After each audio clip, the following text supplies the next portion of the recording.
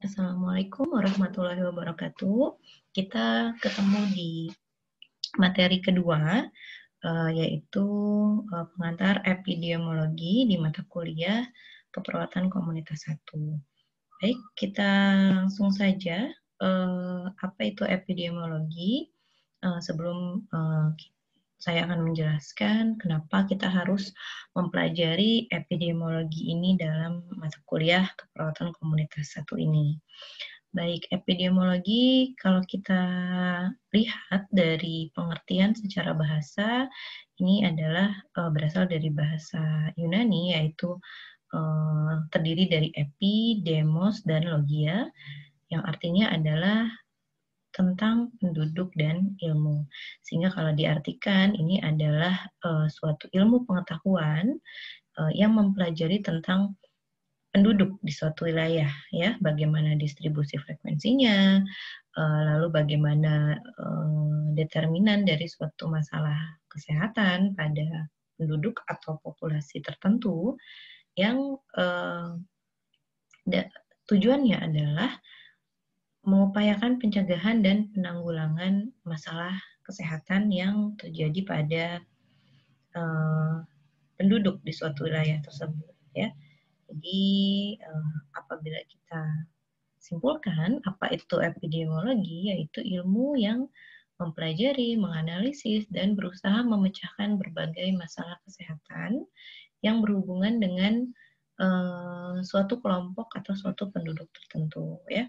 Yang dipelajari dalam epidemiologi adalah bagaimana distribusi, determinan, frekuensi dari suatu penyakit atau masalah kesehatan dalam populasi, lalu juga mengukur status kesehatan pada populasi tersebut, ya.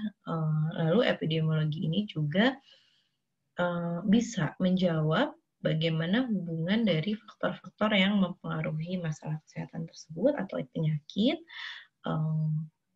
sehingga bisa diketahui apa penyebabnya dan apa akibat dari suatu masalah kesehatan.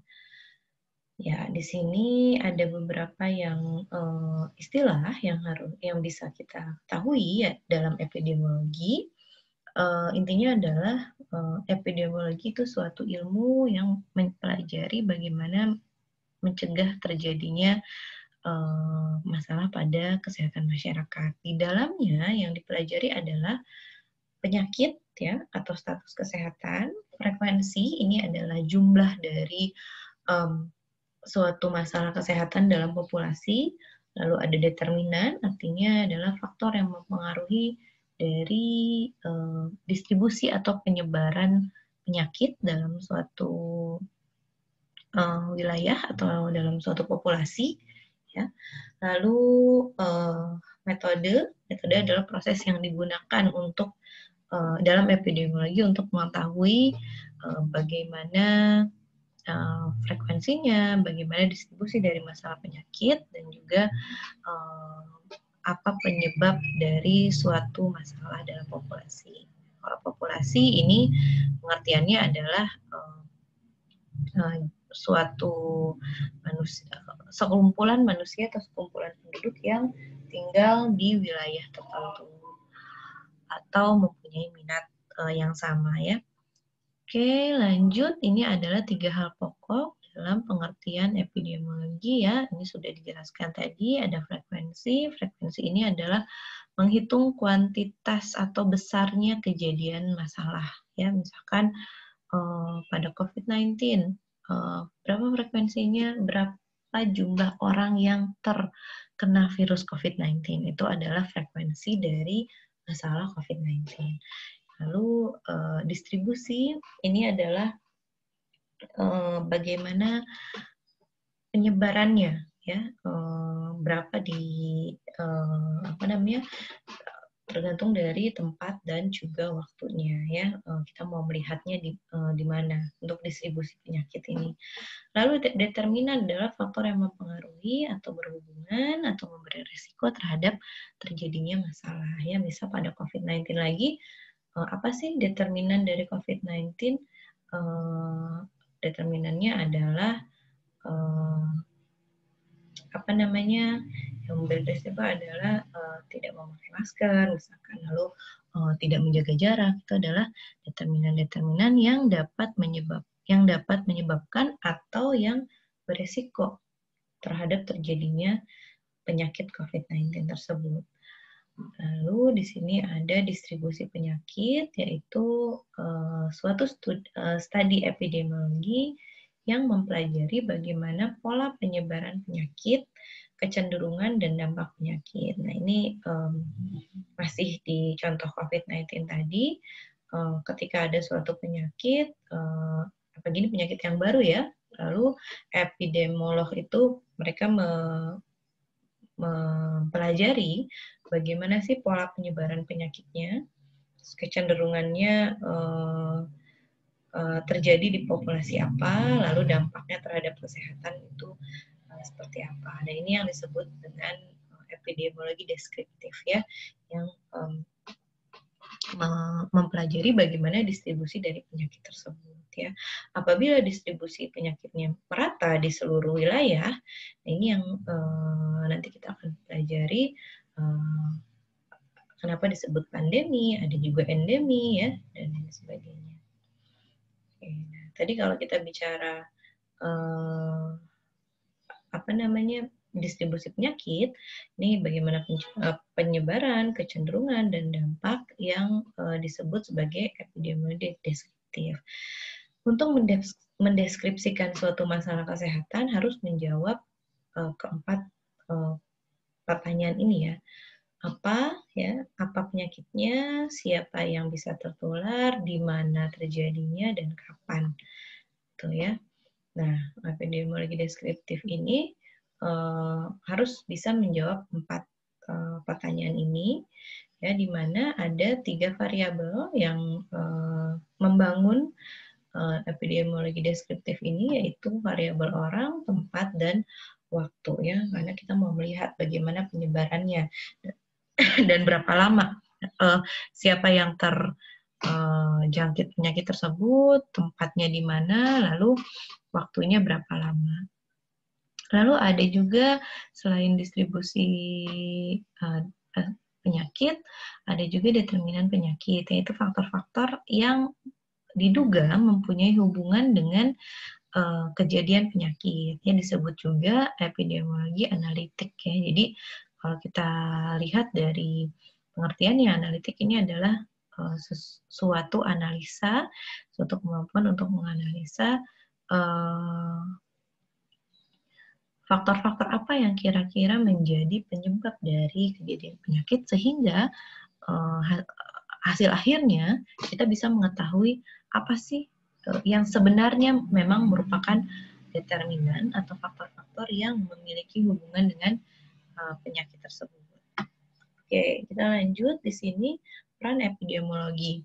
Epidemiologi ini kita pelajari di komunitas 1 karena erat kaitannya dengan apa yang akan kita lakukan dalam asuhan keperawatan komunitas. Kenapa? Karena dalam asuhan keperawatan komunitas pun kita di sana ada tahapan pertama, yaitu adalah pengkajian. Kita harus mencari tahu apa yang menjadi masalah di masyarakat, bagaimana distribusi masalahnya, bagaimana determinan penyakitnya, sehingga kita bisa menentukan arah intervensi keperawatan komunitas yang akan kita berikan kepada masyarakat. Ya, jadi di sini kita wajib mengerti, memahami, dan mempelajari dan juga nanti mengaplikasikan keilmuan epidemiologi ini. Oke, di sini ada beberapa peran epidemiologi. 1, mengidentifikasi masalah kesehatan yang utama yang sedang dihadapi masyarakat. Ya, jadi dalam epidemiologi ini kita mengkaji masalah kesehatan yang dihadapi masyarakat. Jadi dari banyaknya masalah kesehatan itu akan kita kaji mana masalah kesehatan yang paling banyak dan paling sering dihadapi oleh masyarakat. Lalu mengetahui faktor-faktor yang berperan dalam terjadinya masalah kesehatan. Jadi tadi dari epidemiologi analitik tadi kita analisis kira-kira faktor apa yang menjadi determinan penyakit suatu penyakit tertentu di masyarakat. Lalu menyediakan data yang diperlukan untuk perencanaan kesehatan dan pengambilan keputusan. Ya, ini yang tadi saya jelaskan. Kita harus pengkajian dulu. Ya, bagaimana cara mengkajinya? Melalui studi epidemiologi, di mana nanti data-data itu akan terkumpul dan bisa kita lakukan analisis data, kita tentukan masalahnya, diagnosa keperawatan, lalu kita lakukan perencanaan intervensinya. Lalu evaluasi terakhir ya, membantu melakukan evaluasi terhadap program kesehatan yang sedang atau telah dilakukan. Oke, dalam perawatan komunitas nanti kita melakukan evaluasi itu bukan hanya evaluasi secara keseluruhan, tapi juga kita bisa melakukan evaluasi di tengah kegiatannya yang di tengah kegiatan yang sedang dilakukan, sehingga kita dapat mengevaluasi apa yang kira-kira harus diperbaiki, apa yang kira-kira harus dipertahankan dalam program kesehatan komunitas yang sedang kita lakukan. Lalu mengembangkan metodologi untuk menganalisis keadaan suatu penyakit dalam upaya untuk mengatasi atau menanggulanginya. Ya, contohnya, balik lagi ya, COVID-19 dalam epidemiologi ini dipelajari bagaimana metodologinya untuk menganalisis situasi yang terjadi pada saat ini dan bagaimana cara mengatasi atau menanggulanginya. Yang cepat, misalkan upaya untuk mengatasinya adalah melakukan lockdown atau melakukan pembatasan sosial berskala besar. Itu adalah hasil dari analisis secara epidemiologi terhadap suatu penyakit atau terhadap COVID-19. Lalu epidemiologi ini juga dapat mengarahkan intervensi yang diperlukan untuk menanggulangi masalah-masalah yang perlu dipecahkan. Jadi memang sangat ada kaitan eratnya ya yang tadi saya katakan, data-data yang kita dapatkan dari studi epidemiologi ini bisa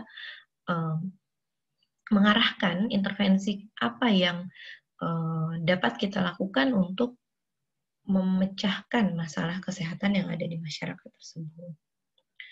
Oke, di sini perbandingan hubungan epidemiologi dan klinik ya. Jadi di mana epidemiologi ini adalah sasarannya adalah populasi atau masyarakat sama dengan keperawatan komunitas ya. Sementara untuk yang klinisi atau praktisi itu targetnya adalah individu atau perorangan ya.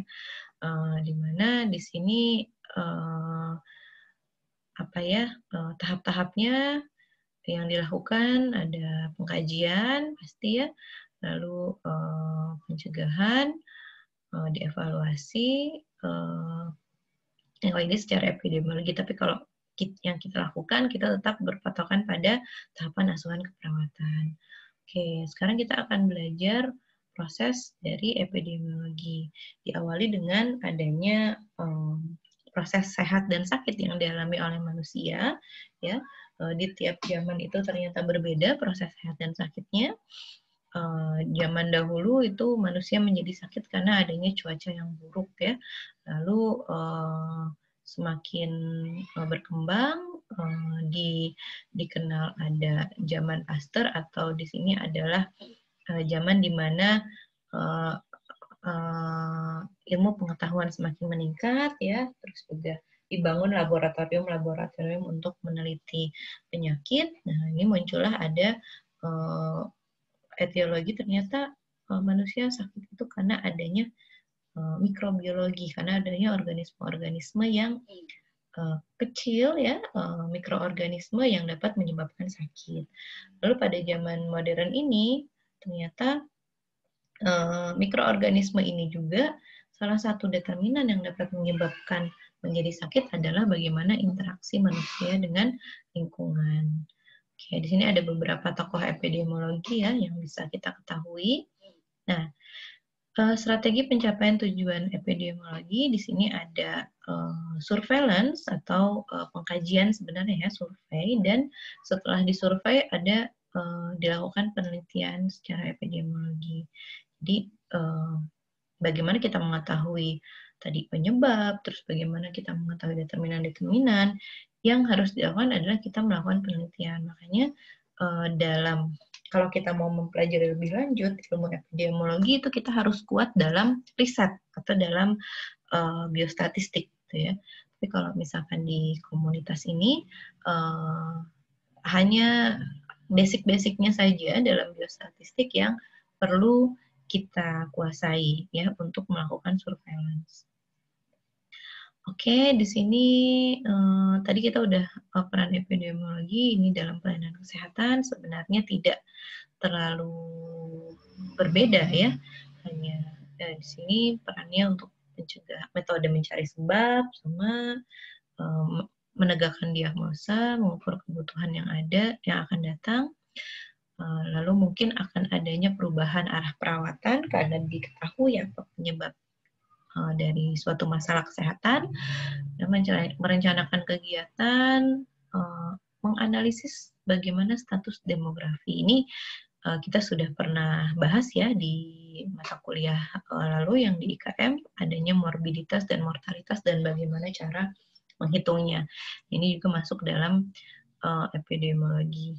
Lalu menentukan kecenderungan epidemiologi dengan melakukan surveillance. Jadi kalau di puskesmas itu biasanya ada bagian namanya surveillance, di mana surveillance ini tugasnya adalah untuk mendeteksi dini adanya kejadian atau adanya masalah kesehatan di masyarakat. Ya, nah ini saya lupa, ini pernah kita bahas nggak ya di mata kuliah IKM yang lalu. Ini ada epidemi, ada pandemi, keadaannya. Kalau epidemi itu keadaan di mana suatu penyakit atau suatu masalah kesehatan itu ditemukan dalam satu daerah tertentu dalam waktu yang singkat tiba-tiba frekuensinya meningkat. Misalkan di daerah kecamatan X ya, dalam waktu 1 bulan ini penyakit demam berdarah meningkat ya, itu atau penyakit diare meningkat. Nah, itu bisa kita katakan sebagai situasi di mana terjadi epidemi suatu penyakit ya. Jadi frekuensinya meningkat tapi tidak di wilayah-wilayah yang lain. Nah, bedanya dengan pandemi yang mungkin teman-teman sering dengar ya saat ini, era pandemi ini gitu ya. Nah, ini adalah keadaan di mana suatu masalah kesehatan itu ditemukan dalam suatu wilayah, terus peningkatannya itu singkat dan amat tinggi ya, peningkatannya sangat signifikan meningkat, dan penyebarannya yang mencakup wilayah yang amat luas. Ini bahkan di seluruh dunia ya, global, pandemi global namanya COVID-19 ini. Jadi yang harus dilihat adalah pada pandemi ini penyebarannya mencakup wilayah yang sangat luas ya, bahkan bisa sampai global seperti COVID-19 ini. Terus tadi epidemi, ada pandemi, ada endemi, di mana kalau tadi ini hampir sama pengertian awalnya dengan epidemi, cuman kalau epidemi kan dalam waktu yang singkat tiba-tiba terjadi kenaikan penyakit. Nah, kalau endemi ini dia hanya di wilayah tertentu yang frekuensinya itu ada ya, tidak terlalu tinggi tapi menetap dalam waktu yang lama gitu ya. Contohnya seperti malaria pada Indonesia bagian timur ya. Itu di sana terus ada gitu ya. Frekuensinya belum bisa dieradikasi. Lalu ada sporadik, keadaan di mana suatu masalah frekuensinya berubah-berubah menurut perubahan waktu. Nah, ini sebenarnya lebih masuk untuk DBD ya, apabila musim musim hujan demam berdarah meningkat gitu. Ini adalah kejadian yang sifatnya sporadik. Nah, lalu peranan epidemiologi dalam kesehatan masyarakat atau dalam kesehatan komunitas ini sudah dijelaskan juga tadi ya. identifikasi determinan timbulnya gangguan kesehatan, sehingga dianalisis bagaimana cara untuk pencegahan dan penanggulangannya dalam intervensi ya. Ini juga udah menyiapkan data, lalu membantu menilai, ini sudah ya. Nah, dasar-dasar demografi ini sebenarnya sudah ada dalam mata kuliah yang sebelumnya.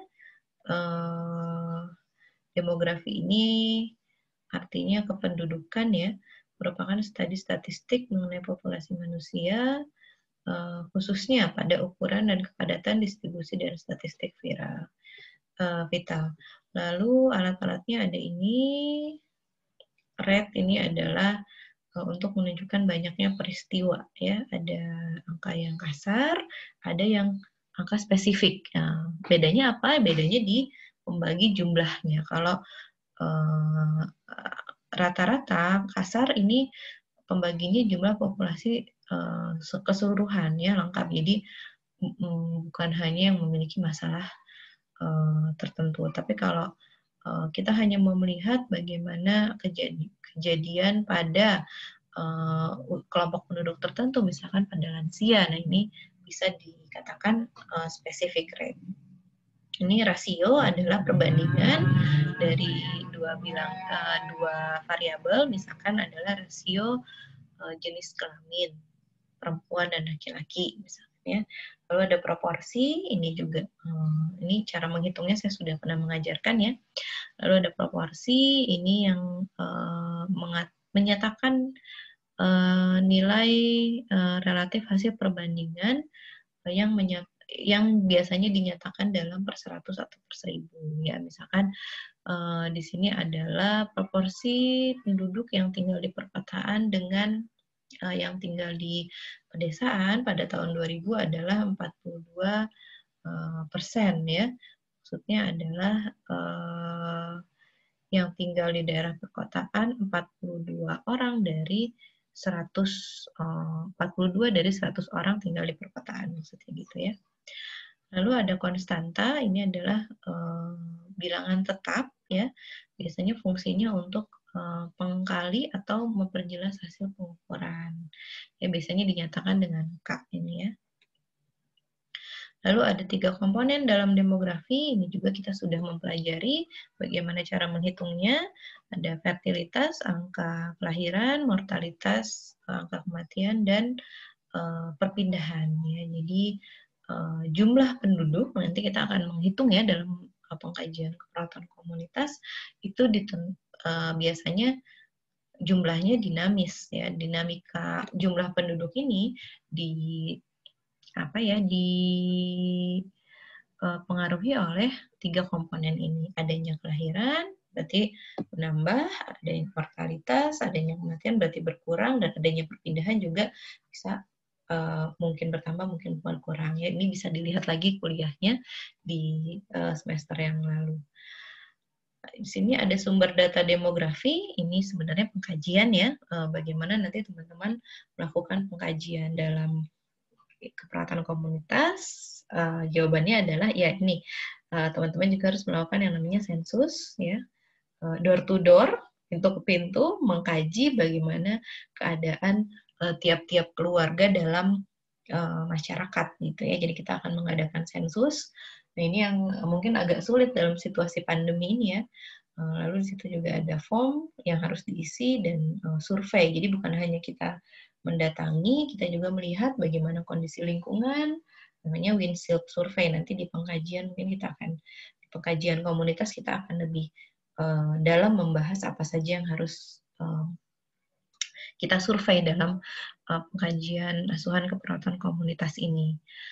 Oke, di sini ada surveillance ya, atau survei. Nanti kalau teman-teman kerja di puskesmas gitu ya, bagian surveillance inilah yang tugasnya mensurvei ya, atau mengawasi atau mendeteksi dini gitu ya, kejadian-kejadian yang ada di masyarakat, terutama kejadian masalah kesehatan.